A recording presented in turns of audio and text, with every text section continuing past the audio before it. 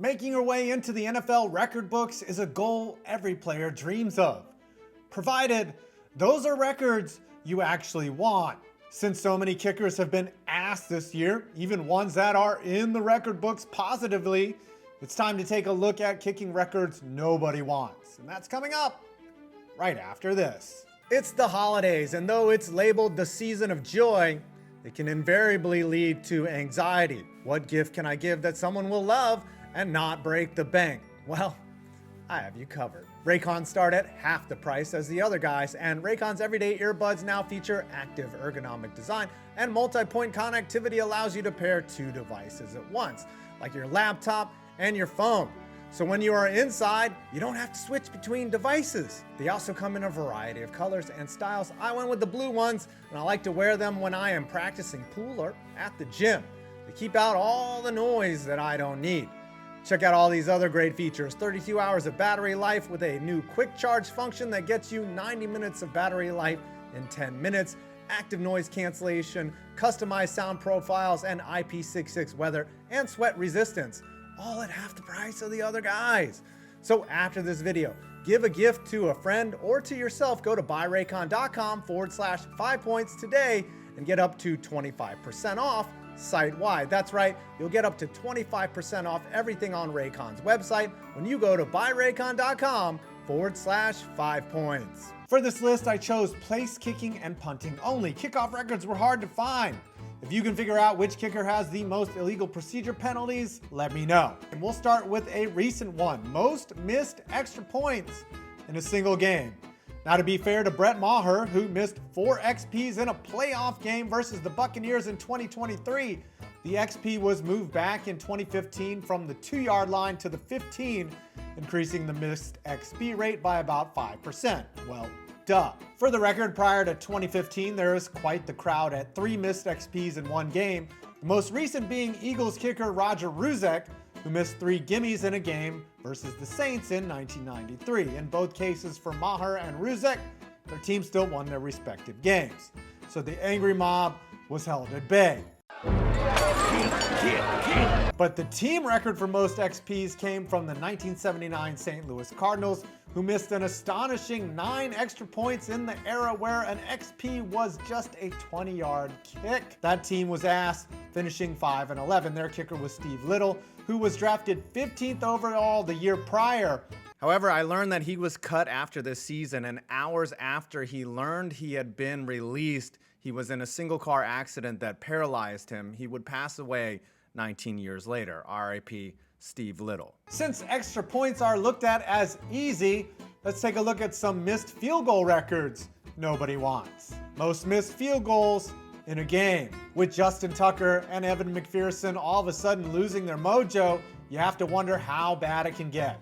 And boy, it can get pretty bad. Jim Bakken of the Cardinals holds the pre-Super Bowl era record with 6 missed field goals in a game versus the Falcons in 1966. Dude was missing more than Elon Musk trying to be funny. The Cardinals would end up losing 10-16, and clearly Jim Bakken's ineptness contributed as the team left 18 points on the board. Now, the most missed field goals in a game post-merger was Broncos kicker Fred Steinfort, who missed 5 in a game versus the Raiders in 1981. In a twist of irony, however, Steinfort would nail a 29-yarder before the end of the half that would prove to be the game winner in a disgusting 9-7 game that would make Iowa football proud. But what about recent history? Cairo Santos wasn't as lucky when he missed 4 field goals and the Titans lost 14-7 to the Bills in 2019. Cairo missed kicks of 50, 36, 33, and 53 yards and was cut immediately after the game and sent to Egypt. His replacement? Cody Parkey. Field goal kicking is hard, therefore let's give them a break and pick on some punters. Lowest punt average, career. Punters are amazing athletes nowadays. They can flip the field with booming punts and put teams in position to win.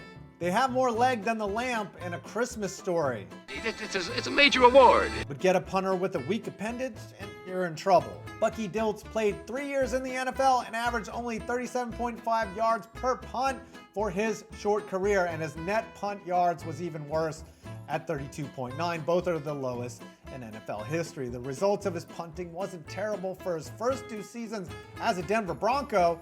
As his rookie year, they went to the Super Bowl but lost. And then his second year, they finished 10-6. Dilts then moved on to the Colts, and they figured out he wasn't much of a punter, and his career was over, especially when his longest punt for them was only 53 yards. But what about punts that don't even get down the field? Most blocked punts for a punter, NFL career. This is an interesting record, as getting blocked isn't entirely on the punter all the time, is it? Well, you can argue about that in the comments, but the record for most blocked punts for a punter's career is a tie at 14 for Harry Newsome and Herman Weaver. 2 guys' names who seem like they would probably sell propane if they weren't already NFL punters. I provide the people of this community with propane and propane accessories. Newsome played for the Steelers from 1985 to 1993, and Weaver was a member of the Lions and Seahawks from 1970 to 1980, both getting blocked a little over once a year for their respective teams. Man, they got blocked more than crypto spammers in the live chat. But more on punting later. Let's go back to some inept field goal kicking. Most missed field goals in a playoff game. That record would be former NFL MVP, yes, 1981 NFL MVP Mark Mosley, who in 1984 missed 4 field goals in the NFC Championship game versus the 49ers. But nobody talks about his misses because on his 5th and final attempt, he hit from 25 yards and sent the Washington Redacteds to the Super Bowl. On the Potatoes' last drive, they benefited from several penalties and ultimately won the game over Joe Montana's 49ers, 24-21, but most people remember them subsequently getting smoked by the Raiders in Super Bowl 18. Mosley was inaccurate that day back in 1984. Therefore, we got to bring up the most inaccurate place kickers of all time. The first is Tommy Davis, who had a 10-year career from 1959 to 1969. Nice, all for the 49ers, and he made only 47.1% of his field goals. But hey, that was the era of straight-on kickers. Guys missed back then. Who has the worst percentage since 2000? Of course, it would be former Giant Owen Pockman, who started his career as a punter and missed 2 field goals his rookie year in 2001.